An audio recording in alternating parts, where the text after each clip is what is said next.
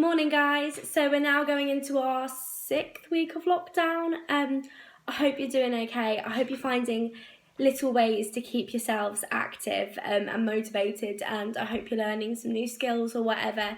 But yeah, so this morning we're going to be having a look at the next section in Exodus, which is chapters 14 through to 16.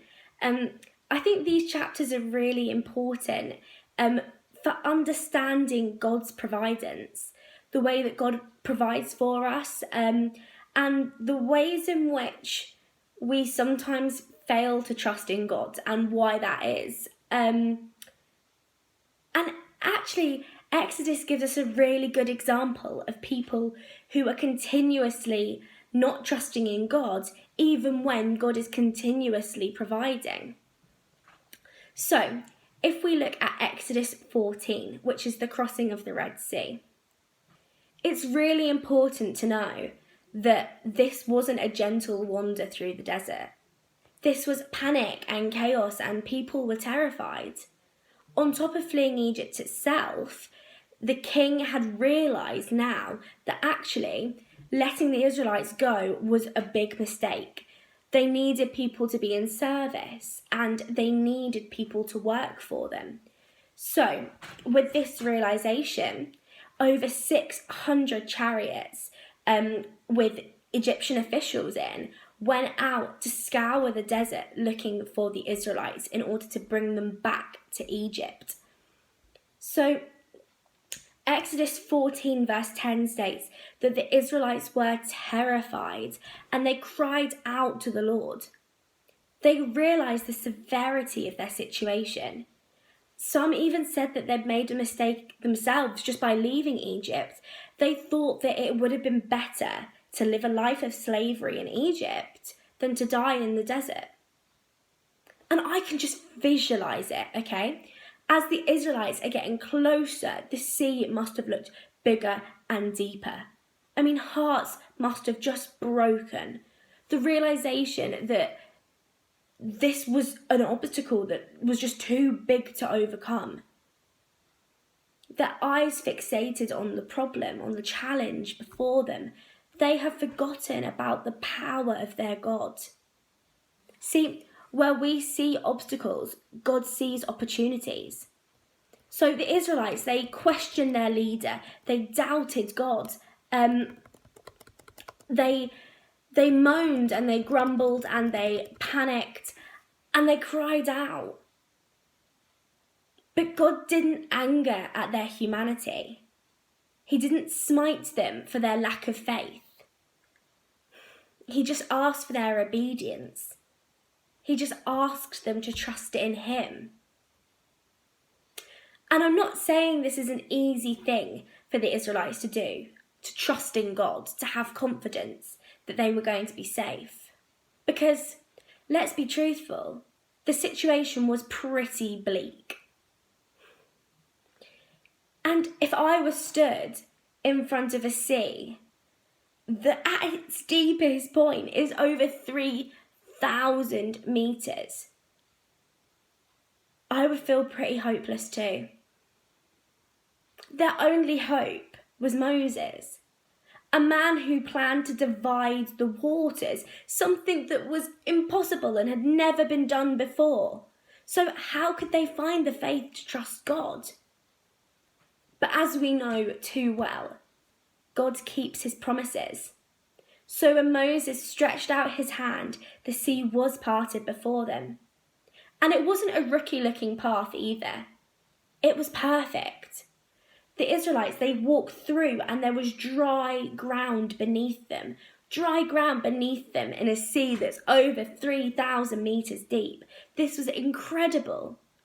But with hundreds of chariots and soldiers behind them, Moses reached out his hand, he reached it out back over the sea and it flowed shut. Exodus 14 verse 28 says that not one of the horsemen survived. They raced into the sea and they didn't survive. So when we trust in God and give him 100% of our faithfulness, our fears and our worries, they don't survive. Like the horsemen who were seeking to capture and enslave the Israelites, God deals with the evil that pursues us, and we're set free because of it. Now, Exodus 15 shows us their reaction, their response to this. As soon as they'd crossed into safety, the Israelites didn't just carry on walking. They weren't like, oh, phew, that was a close one. They rejoiced, they praised God, and they surrendered their trust to Him. They worshipped. It says that they broke out into song. Exodus 15 verse 2, the Lord is my strength and my defence, and they were singing it together. And I think this sets a really good example for us as to what we are supposed to do. Because I think that far too often in my life, something amazing can happen and God can really work. And then I'm just like, oh, cool, that happened. And I carry on with my life. Or I say a prayer and I'm like, thanks God, that's wicked, and move on. But how often, when something incredible happens, do we just drop to our knees and worship and say thank you and rejoice? And I do think that's setting an example as to how we should be acting and how we should respond. But this situation of elated joy, it does not last long. This was short-lived. And in Exodus 16, 2-4, the Israelites began to grumble and moan again. If only we had died in Egypt. They said to Moses, you have brought us into the desert to starve to death. And reading that, I get so frustrated because I'm like, come on, God just parted an actual sea. How can you not trust Him by now? But I don't think we can ever truly appreciate this fear, their fear. This whole escape was traumatizing. It was a near miss after near miss. But God makes it clear to them that He will continue to provide.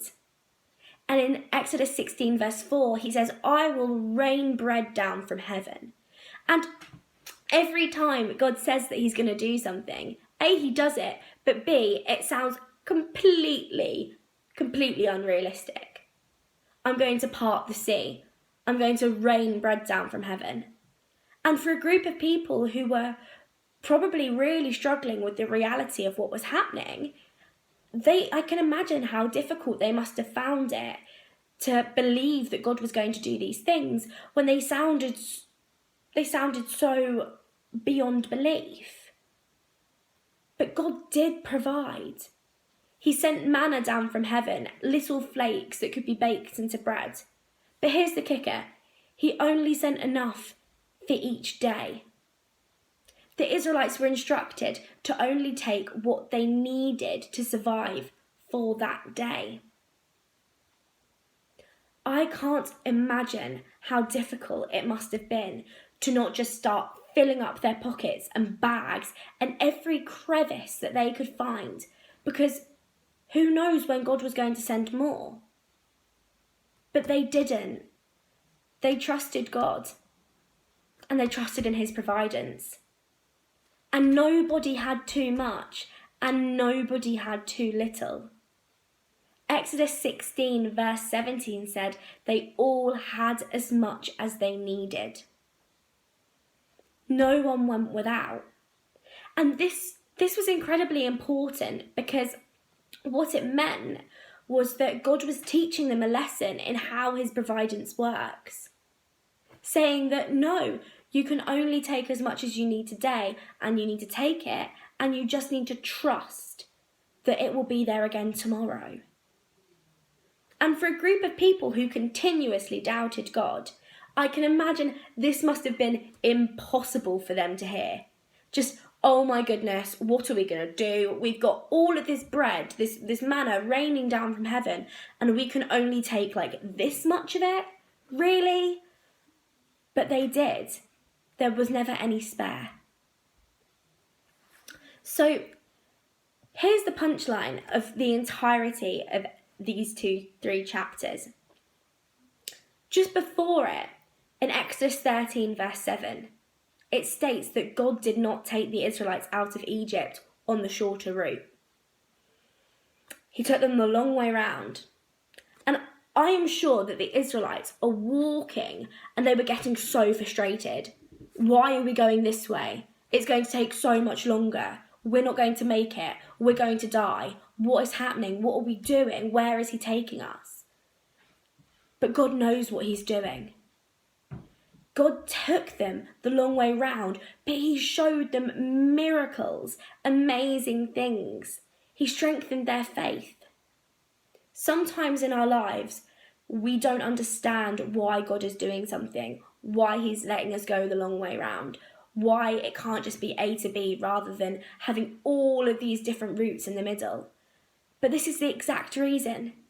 Because if God had let the Exodus be totally easy, it would have shown nothing to the Israelites about what faith in God and trusting God looks like.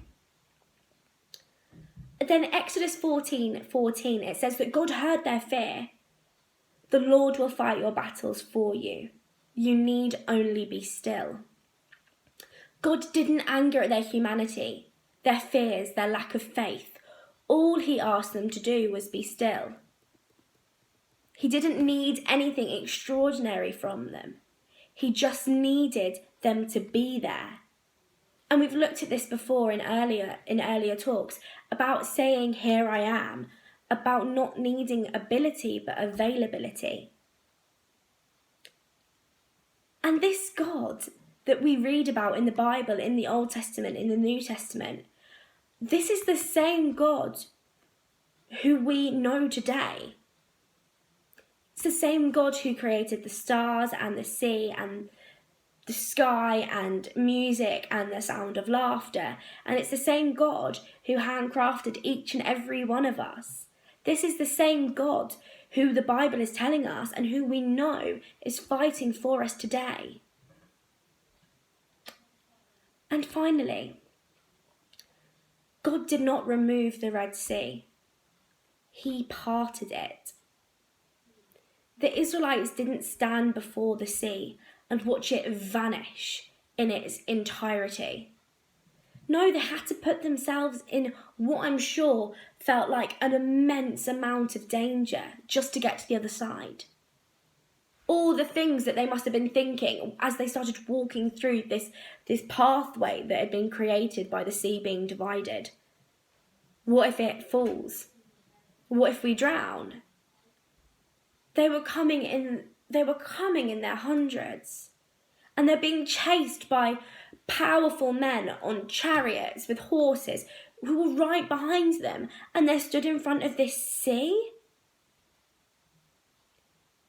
I think that sometimes we can forget that being a Christian doesn't make us immune to struggle. We still face obstacles. We still run into danger. Being a Christian doesn't mean our lives are going to be free of difficulty and problem. And I think that we can think that. I think that we can convince ourselves that being a Christian means that we've got it easier. But that's not what it's about at all. Being a Christian doesn't mean that our problems are going to be removed. It means our problems are going to be parted. They're going to be halved. And they're going to be helped. Being a Christian means that we don't have to deal with our problems on our own.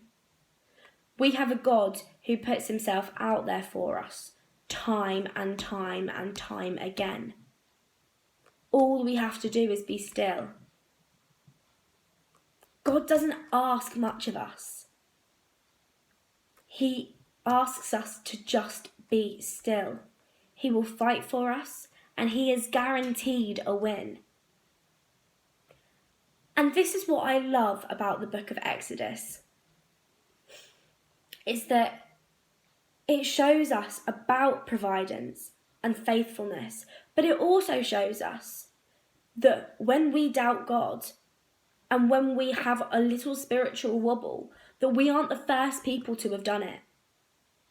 Because I know sometimes that when I have a little bit of a wobble and I have a little bit where I'm like, can I trust God in this? That seems unreasonable. That seems unrealistic. How can I put my faith in this? I'm scared.